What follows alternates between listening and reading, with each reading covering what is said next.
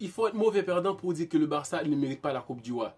Même s'il y a des effets de jeu par rapport au but marqué, le premier but, mauvais repli défensif, où le Real Madrid avait tellement peur de jouer le match, les joueurs étaient tous dans le camp, au lieu de surveiller qui va rentrer et mettre la patte, frère. Pedri, franchement, il a fait du mal au Real Madrid. Et ensuite, le deuxième but du Barça, où la sortie de Thibaut Courtois n'était pas vraiment clean, franchement, Thibaut Courtois, et aussi Rudiger qui était blessé, c'est par rapport à ça aussi que Ferran Torres a eu l'avantage. Mauvaise sortie du gardien, et Rudiger qui est blessé pendant presque toute la saison, hein, parce que Rudiger il n'a pas été en forme toute la saison, et là, il n'a pas pu prendre de vitesse à Ferran Torres. Le but du Barça, et aussi le dernier but de Koundé. Oui, Koundé, il a bien mangé, parce que là, récupération de balle et frappe. Très beau but de Koundé. Mauvaise entendement de jeu. Parce que Modric, il croit en Brahim qui peut recevoir ce ballon au milieu de terrain là pour ouvrir le jeu. Le contre-attaque aurait vraiment été super, mais Brahim attendait le ballon. Même Brahim reculait un peu parce qu'il croyait avoir l'avantage. Et là, Koundé, intelligemment, a récupéré ce ballon pour mettre ses frappes. Et on attendait beaucoup plus de certains joueurs. Rafinha, il a raté beaucoup d'occasions, des passes. Vinicius qui a raté des passes aussi, des occasions. C'est pas genre des occasions claires, mais à un moment, on lui a mis dans le dos de la défense et le contrôle était trop excentré. Et là, même si les deux arrêts de Chesney, qui a bien gardé sa cage, je m'y attendais pas. Surtout le Barça qui dominait en première période. Et le Real Madrid qui fait ce remontada en deuxième mi-temps dans le sens physique, footballistique, ouais, ça a été du plaisir.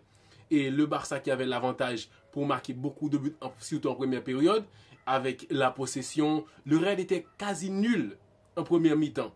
Mais en fin de première période aussi, ils étaient en train de reprendre le rythme du football en circulant le ballon et tout ça. Et en seconde période, ça a été vraiment plaisant de voir que le Real Madrid avec Bellingham fait autant de récupération de balles. Il était crucial au milieu de terrain pour donner l'avantage aux Madrilènes. Mais il faut être bon perdant. Parce que on n'attendait même pas à ce que le Real arrive aussi loin, dans le sens où Real qui menait au score. Revenir au score, déjà, ça a été vraiment un rêve. Mener au score, waouh, c'était un truc de malade. Donc, et sur un match pareil, il faut féliciter les Madrilènes pour avoir repris la confiance en eux. La montée de Mbappé en seconde période et Modric, Arda Güler. Franchement, Arda Güler, il mérite déjà sa place. Il mérite sa place pour avoir de la confiance dans peu importe le match, peu importe qui est en face. Donc, Arda Güler, c'est quand il est sur le terrain, on voit qu'il y a quelqu'un qui peut mettre le ballon sur la tête d'un attaquant, d'un milieu, je ne sais pas, mais il est capable de faire les derniers passes. Et Modric aussi, ce mec-là, il est tellement physique. J'étais comme ça, waouh, mais c'est vraiment Modric qui est sur le point de prendre sa retraite.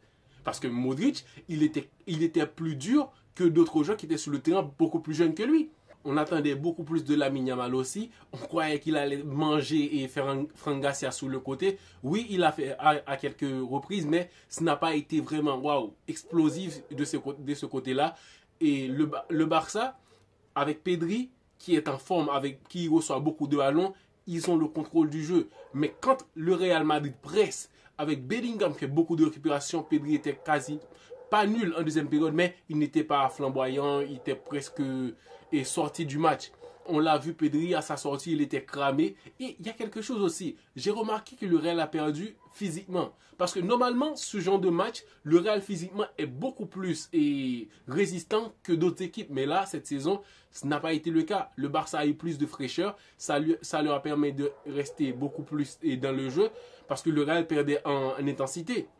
Et parce que Vinicius est sorti du match par rapport à ça aussi. Vinicius n'a pas pu résister autant et courir un peu partout au début du match jusqu'à la fin, c'est épuisant. Et aussi, on a vu Pedri, il était cramé. Un joueur comme Lamine aussi, il était vraiment mal. Et là, il y a quelque chose. Malgré cette victoire du Barça, il faut avoir peur parce que on parle de triplé, tout ça là. Le Real qui reprend en confiance, malgré qu'ils ont perdu, mais ça leur a permis de rester confiants pour dire que le match retour en Liga, on peut le faire, on peut battre le Barça. Et n'oublions pas que le Barça va perdre beaucoup d'énergie contre l'Inter. Ce n'a pas été un avantage du FC Barcelone de jouer autant. Non. Et ils ont raté des occasions et le grand coupable c'est Rafinha. Mais sinon, ce n'est pas dans leur avantage d'avoir joué autant. Ils vont affronter l'Inter, une équipe capable de rester beaucoup plus et de temps défensivement en bloc et aller en partie en contre-attaque. Sans oublier que l'Inter est une équipe physique